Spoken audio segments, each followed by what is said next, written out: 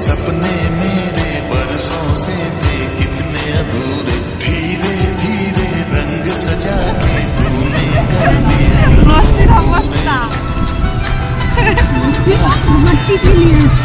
ना बादाम का नीचे चलती वादा है वादा जाने तुमको जीवन से ज्यादा है वादा वादा।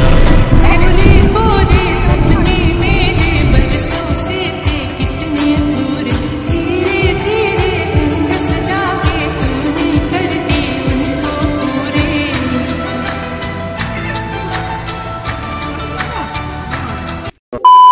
হাই এভরিওয়ান, কেমন আছো সবাই? আশা করছি সবাই ভালো আছো, সুস্থ আছো। আমিও কিন্তু ভালো আছি। টাইটেল অ্যান্ড থাম্বনেল দেখে তো বুঝতেই পেরে গেছো আজকের ভিডিওটা কি হতে চলেছে।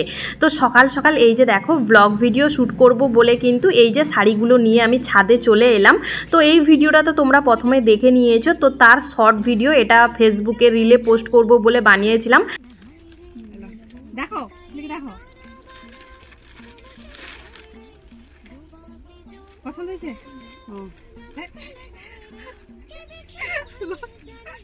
পছন্দ তো? হ্যাঁ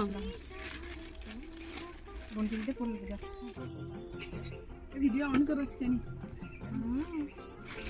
এটা হচ্ছে বোনের জন্য, বোনেরটা দিব না। দেখো বোনের জন্য শাড়ি নিয়েছি।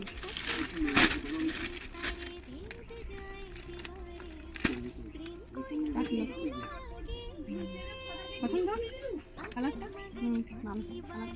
কালারটা ভালো আছে, আর এটা তো আমার আছে।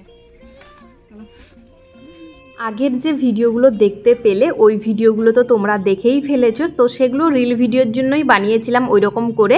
তো যাই হোক, সবাইকে শাড়ি দিয়ে দিয়েছি, সবাই এখন রেডি হচ্ছে। আর আমি তো চান করেই ব্লগ ভিডিও শ্যুট করতে বসেছিলাম। যেই ব্লগ ভিডিওটা তোমরা আগের দিন দেখেছো সবার জন্য কি কেনাকাটা করেছি না করেছি, তো সেটা প্রথমে আমি শ্যুট করে তারপরে এই ব্লগটা আবার আমি শ্যুট করেছি মন্দিরে যাব বলে। সকাল সকাল চান করেই আমি 3 তলার উপরে বসে ভিডিও শ্যুট করছিলাম। আর যেহেতু প্রচুর রোদ, ওই কারণে আমি পুরো ঘেমে গেছি। আর এখন দেখো ফেস ওয়াশ দিয়ে আমি মুখ হাতটা আবার ভালো করে ধুয়ে নিচ্ছি। আর এটা হচ্ছে আমার শ্বশুর বাড়িতে পুকুর।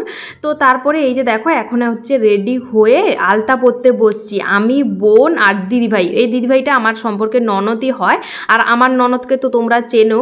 দিয়ে 3 জন বসে আলতা পরছি এখানটায়। এই যে দেখো শাড়ি টাড়ি পরে কিন্তু রেডি, আর আমার শাশুড়ি মাও কিন্তু রেডি হয়ে গেছে।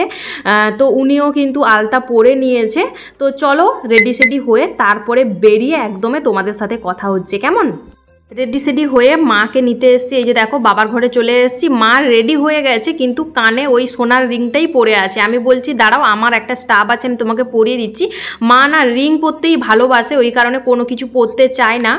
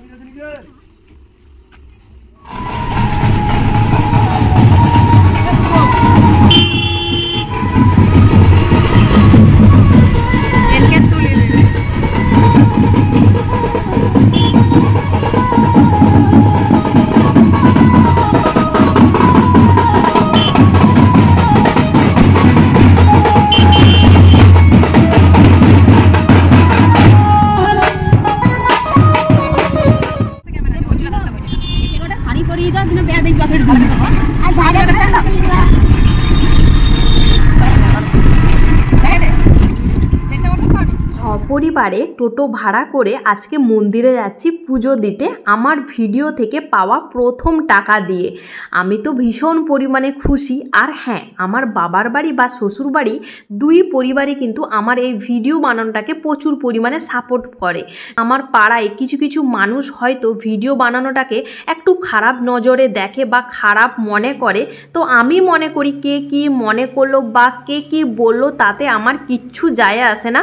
যেখানে আমার দুই পরিবারই আমার সাপোর্টে আছে সেখানে বাদবাকি লোক কি বললো তাতে আমার কিছুই যায় আসে না।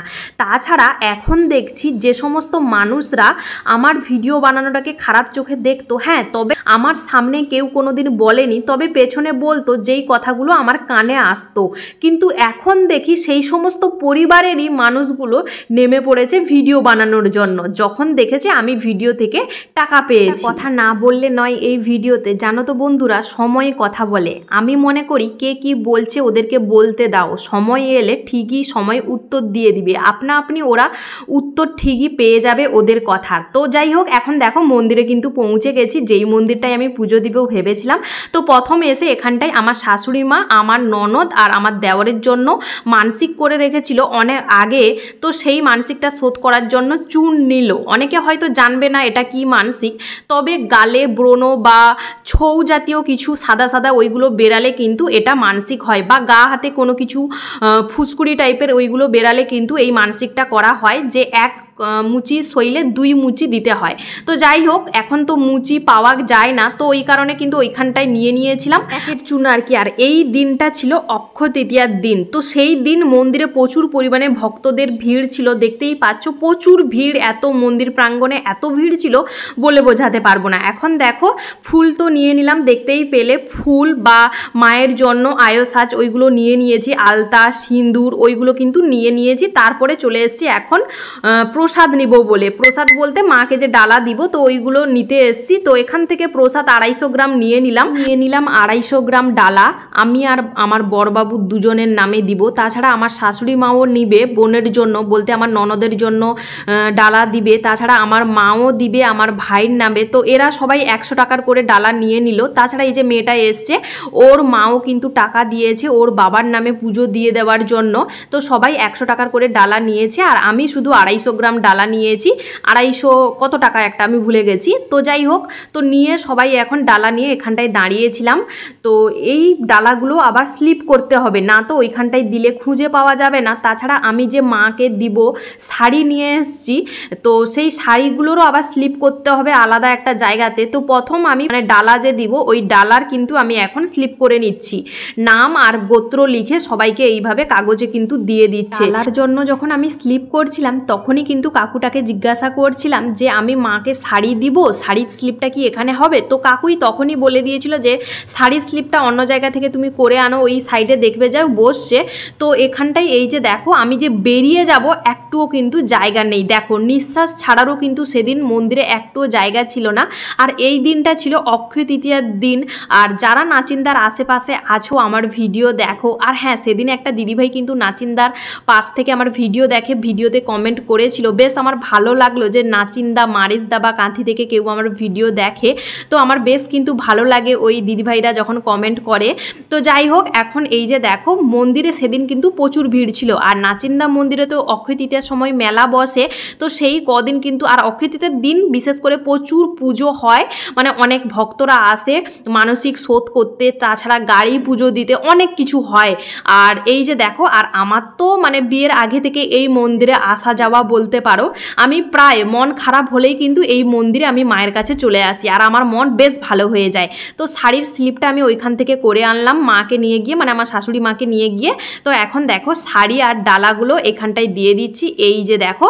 তারপরে এখানটায় চলে এসেছি, এখন আমরা সবাই মিলে অঞ্জলি দিব বলে এই যে এখানটায় বসে ওই এই সাইডে অঞ্জলি দেওয়া হচ্ছে। তো এখানে সবাই মিলে সপরিবারে বসে এখন অঞ্জলি দিব। অঞ্জলি দেওয়া শেষ করে এখন এই যে দেখো নাচিন্দা মন্দিরের পাশে এই যে রাধা রাধাকৃষ্ণের একটা মন্দির আছে। তো এখানটায় আমি এখন প্রণাম করে নিব, আমি আর বোন, আর মারা কিন্তু নিচে দাঁড়িয়েছে। তো এখানটায় প্রণাম করে নিয়ে আমরা কিন্তু এখান থেকে চলে যাব। আর ইচ্ছে ছিল মেলাটা ঘুরে দেখব, কিন্তু আমরা যে টোটোটা ভাড়া করে এসছি, তো ওই দাদা ভাইয়ের কিন্তু আরও একটা ভাড়া আছে, মানে আমাদের নিয়ে গিয়ে ছাড়ার পর আরও একটা জায়গায় যাওয়ার কথা, কারণে কিন্তু এখান থেকে আমাদের তাড়াতাড়ি করে বেরিয়ে যেতে হয়েছিল আর একটুও ঘুরতে পারিনি। ইচ্ছে ছিল তো অনেক মানে দিনের পর এলাম, মানে কয়েক বছর যে আসা হয়নি তার ঠিক নেই, মানে কয়েক বছর নাচিন্দা মন্দিরে আসিনি। আর অক্ষয় তৃতীয়ার তো মেলা তো দেখার তো দূরের কথা, যেহেতু বাইরে থাকি ওই কারণে কিন্তু আসা হয় না, তো ইচ্ছে ছিল। তো এখন দেখো পুজোর পর কিন্তু এখানে আমি সবাইকে দান করে দিচ্ছি, কিছু টাকা দান করছি সবাইকে। তো আর এই যে দিদাটা আমাকে আশীর্বাদ করে দিল, দেখতেই পেলে সত্যি মন ভরে যায়। পুজো দেওয়ার পর না কিছু টাকা দান করলে না বেশ মনটা ভরে যায়। আর সামর্থ্য মতো আমি যতটুকু পারলাম সবাইকে একটু একটু করে দান করার চেষ্টা করলাম। তারা কই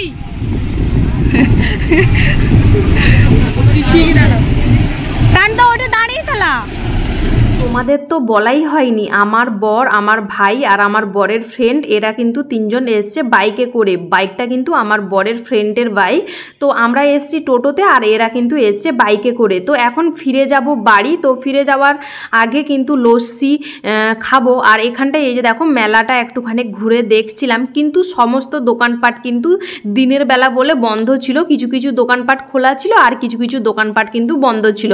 এখানে আবার আমার বরের সাথে ঝগড়া লেগে যাচ্ছে। আমার বর খালি বলছে ওই যে টোটো নিয়ে যে দাদাভাইটা এসছে ও কিন্তু আমার বরের চেনা আর কি, আমারও চেনা একটা দাদাভাই, ছোটোবেলা থেকে আমি দাদাভাইকে চিনি। তো যাই হোক ওই দাদাভাইটা যে টোটো নিয়ে এসছে ও মানে চলে যাবে, যেহেতু ওর আরও একটা ভাড়া আছে, আরও আমাদের ছেড়ে আবার কোথাও যাবে। ওই কারণে আমার বর বলছে তাড়াতাড়ি করে চলো। আর এখানটায় আমি তো ঘুরতে বেরালে একদমই যেতে চাই না, ওই কারণে এখানে দুজনের ঝগড়াও লেগে যাচ্ছে মাঝে মধ্যে। মেলাটা ঘোরা হয়ে গেছে, সব দোকানপাট তো খোলা নেই, কয়েকটা খোলা আছে, আবার কিছু কিছু দোকানপাট কিন্তু বন্ধও আছে। তো এখানে লস্যি নিয়ে এখন চলে যাব টোটোতে করে। আর আমার বর ভাই এরা তো বাইকে যাবে। তো এখানে দেখো লস্যি নিচ্ছি, সেখানেও আমার বর বলছে তাড়াতাড়ি করো তাড়াতাড়ি করো। যেখানে যায় আমার মাথা এইভাবে মানে খারাপ করে দেয়, তাড়াতাড়ি তাড়াতাড়ি করো তাড়াতাড়ি করো এইভাবে। এত কোনো জায়গায় যেতে হলে আমাকে এত তাড়াহুড়ো দেখায় না, আমার মাথাটাই পুরো একদমই গরম হয়ে যায়। তো এখানে দেখো আমার ভাইকে বলছিলাম মাজা এনে দিতে, ভাই মাজা এনে দিয়েছে, আর আমি কিন্তু লস্যি খাইনি, রেগে গেছি ওই কারণে লস্যি খাইনি। আর এখানে দেখো একটা জিনিস আমার শাশুড়ি মা এটা নিয়েছে, আমার বর কিনে দিয়েছে, এই যে শিব ঠাকুরের সাপ আর এই যে ত্রিশূলটা। তো আমি শাশুড়ি মাকে বলছিলাম তুমি কখন নিলে আমাকে বলতে পারতে, আমি নিতাম। আমার কোয়ার্টারেও কিন্তু শিবলিঙ্গ আছে, তো শিব ঠাকুর আমার শিব ঠাকুরের জন্য কিন্তু নিতাম। এটা নিয়েছে শাশুড়ি মা বাড়ির ঠাকুরের জন্য। ওরকম পিছনে ছুটতে হবে। লস্যির অবস্থা না না বাদাম গা নিচে জ্বালিয়েছে লামালা চলো চলো চলো মা খাইছা লো আমি খাবার না না ফুটা দি মাজাটা কাটো, ফুটা দি কিছু খাইছি। কোন মাজাটা কাটো কেনি? মাজা খাওনি? স্প্রাইট খাওনি? কিছু খাইনি, ছোলা ভাজা খাই। হ্যাঁ হ্যাঁ এখন রাত তো নাই, ছোলা ভাজাটা কিরকম খাওয়া তাইলে?